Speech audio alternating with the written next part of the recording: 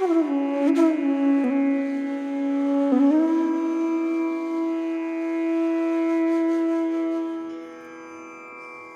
here in Delhi, the vibrant capital of India, at the remarkable CEW, an innovative think tank dedicated to researching energy transition, one of humanity's most pressing challenges in adapting to the global impacts of climate change.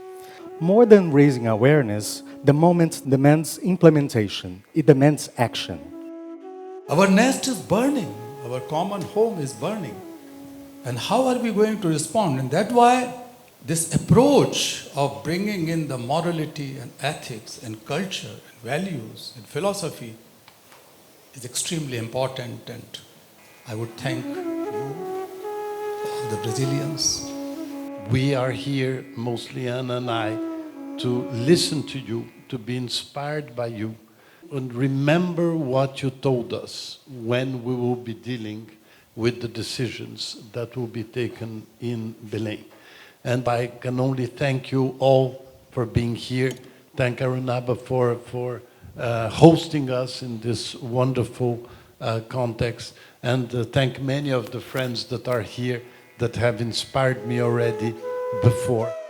Quero agradecer de modo especial a todos os participantes da Ásia, dessa região tão importante e que pagam um preço muito alto pelas mudanças climáticas agora, porque já estamos vivendo uma situação de emergência climática. Por isso, como dito pelo presidente Lula, promover a paz e o diálogo entre nossas sociedades é também cuidar do meio ambiente. E essa iniciativa do balanço ético global é uma tentativa de trazer para o debate da COP30 que a ética também possa ser um dos parâmetros para fazer aquilo que o senhor Kailash acabou de falar, de que a gente tem um déficit moral. Esse déficit moral precisa ser suprido. Nós precisamos acelerar todos esses esforços para que a tempo não cheguemos ao ponto de não retorno. E essa é uma tarefa que não tem como ser feita por um país isoladamente. Ethical leadership is essentially where the leaders are committed and act on what they speak. So there should not be any gap between their thinking, their talks, and their deeds. Time is so important to accelerate the actions that we need so that less people will suffer. We know that transition is on the way, but we also know that our biggest enemy is time. And I wonder if, Mr. Kailash, if we thought about the earth, not like the mother earth, but the child earth, if we would be more nicer to the earth, if we saw it as a child, that we will take care of the earth in a different way, because obviously, when we think about our own children and the time of our own children, we perhaps would deal with the earth with more love. Ethical leadership guiding our responses to climate action is that of integrity. For me, integrity is, are you saying and honoring the word you said you would? And I think to me, ethical leadership is really giving your word to something and honoring to that commitment to yourself, to planet Earth, to your neighbor, to your community. Climate change is only the second greatest crisis facing humanity. The greatest crisis facing humanity is a lack of empathy, a lack of understanding of people of other colors, cultures, genders, and geographies. The climate crisis is a climate crime, and we need to pay for the debts. Those who are responsible for that crisis should pay, not only by loans or through grants, but this is a responsibility.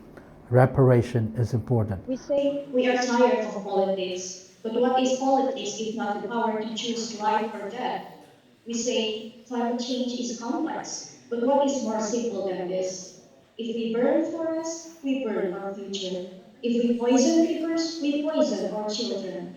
If we delay action, we betray humanity itself. So climate change is not just an environmental crisis, it's a temporal crisis. Every ton of carbon that we emit today will affect generations of yet unborn.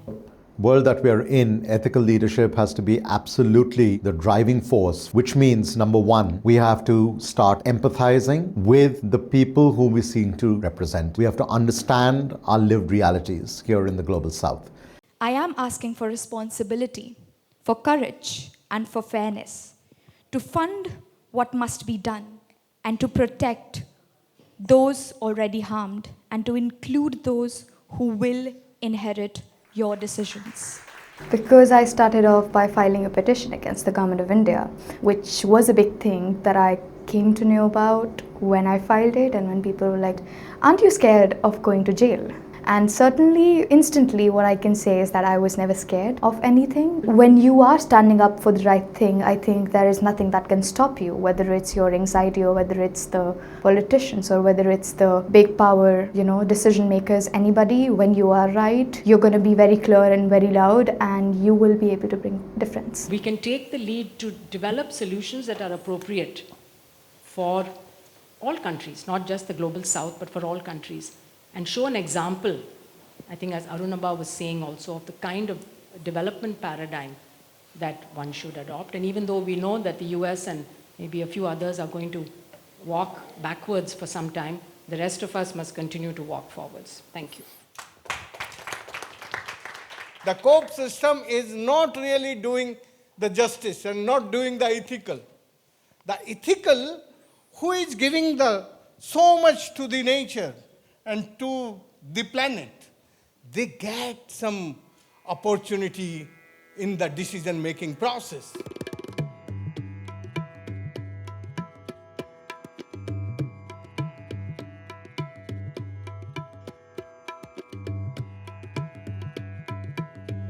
Every leaf a line, every fruit a verse, every farm a poem. Inspired, the Brazilians turned the land into a bard, birthing couplets after couplets of cacao and cassava. Now, as we stand on the cusp of a golden bloom, listen carefully. Do you hear the sound of joy in earth's womb? Now, before you prepare the sickles for the harvest, now before you pay homage to the sun and moon god, remember to take a step back and gently trace the trail of agriculture and climate action all the way from Brazil to India, all the way to the very first poem written with seeds and not words. Thank you.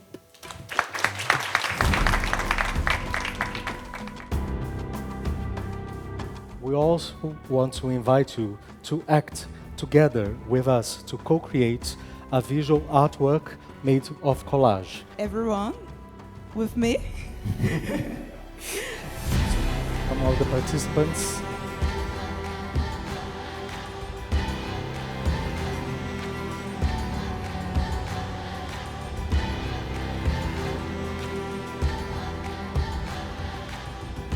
I thank the previous present COP presidencies and previous ones for giving space and voice to faith and indigenous and local communities as conscience and moral force in these crucial times of dialogue on our way to Belém.